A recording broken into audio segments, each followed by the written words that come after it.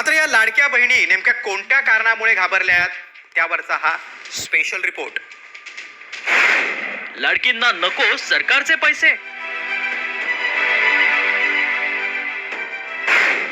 अपात्रतेची भीती, लाडकीची माघार।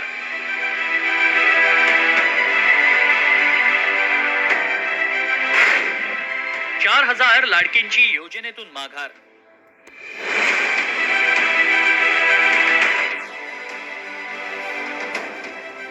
विधानसभा निवडणुकीमध्ये महायुतीच्या पाठीशी ठाम उभ्या राहिलेल्या लाडक्या बहिणींवर आता अपात्रतेची टांगती तलवार आहे।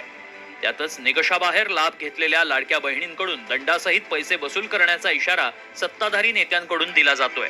एवढंच नाही तर लाडक्या बहिणींना देण्यात आलेला लाभ त्यांच्या खात्यातून वसूल करण्याच्या हालचाली सुरू असल्याची माहिती सूत्रांनी दिली आहे। त्यामुळे तब्बल 4,000 घाबरलेल्या लाडक्या बहिणींनी योजनेतून माघार घेण्यासाठी लेखी